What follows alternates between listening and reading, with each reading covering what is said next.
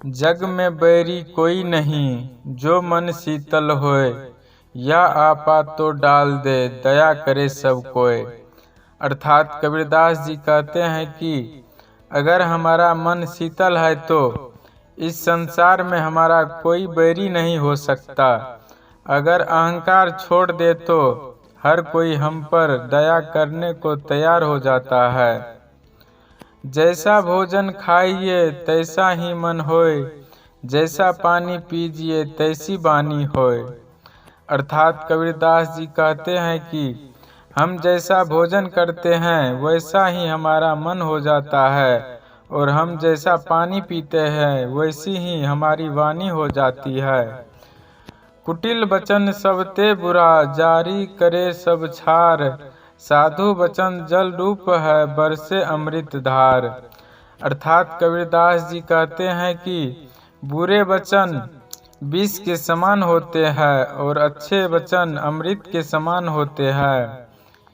जिन खोया तिन पाइया, गहरे पानी पैठ। मैं बपुरा बूढ़न डरा, रहा किनारे बैठ। अर्थात कबीरदास जी कहते हैं कि जो जितनी मेहनत करता है उसे उतना फल मिलता है। गोताखोर गहरे पानी में जाता है तो कुछ लेकर ही आता है, लेकिन डूबे के डर से किनारे पर ही बैठे रह जाते हैं तो कुछ नहीं कर पाते हैं। बड़ा हुआ तो क्या हुआ, जैसे पेड़ खजूर। पंछी को छाया नहीं, फल लागे अति दूर। अर्थात कबीरदास जी कहते हैं कि सिर्फ बड़े लोग होने से कुछ नहीं होता। उदाहरण के लिए खजूर का पेड़ जो जितना बड़ा होता है पर न तो किसी यात्री को धूप के समय छाया दे सकता है और न ही उनके फल कोई आसानी से तोड़ सकता है, अपनी भूख मिटा सकता है। कबीरा खड़ा बाजार में सबकी मांगे खैर, न काहू से दोस्ती न काहू से बैर। अर्थात कबीरदास जी कहते हैं कि सबके बारे में भला सोचो, न किसी से ज्यादा दोस्ती रखो और न ही किसी से दुश्मनी रखो। कहे कबीरा कैसे निवाहे, केर बेर को संग। वह झूमत रस आपने, उसके फाटत अंग। अर्थात कबीरदास जी कहते हैं कि भिन्न प्रकृति के लोग एक साथ नहीं रह सकते हैं। जैसे केले और बेर का पेड़ एक साथ नहीं लग सकते हैं, क्योंकि हवा से बेर का पेड़ हिलने पर उनके कांटों से केले के पत्ते कट जाते हैं। माटी कहे कुम्हार से, तू क्या रोंदे मोए। एक दिन ऐसा आएगा मैं रोन दूंगे तोय।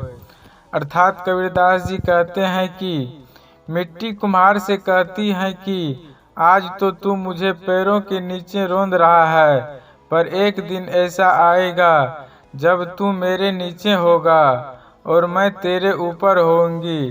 अर्थात मृत्यु के बाद सब मिट्टी के नीचे ही जाता है। गुरु गोविंद दोई खड़े, काके लागू पाँव। बलिहारी गुरु आपके, गोविंद दिए मिलाए। अर्थात कबीरदास जी कहते हैं कि गुरु का स्थान ईश्वर से भी ऊपर है। अगर दोनों एक साथ खड़ा हो जाए तो किसे अपने प्रणाम करना चाहिए, किंतु गुरु की शिक्षा के कारण ही भगवान के दर्शन हुए हैं। पत्थर पूजे हरि मिले तो मैं पूजू पहाड़। घर की चाकी कोई न पूजे, जाको पीस खाए संसार। अर्थात कबीरदास जी कहते हैं कि अगर पत्थर की मूर्ति की पूजा आपने भगवान मिल जाते हैं तो पहाड़ की पूजा कर लेता हूँ। उसकी जगह कोई घर की चक्की की पूजा नहीं करता जिसने अन्न पीसकर लोग अपना पेट भरते हैं।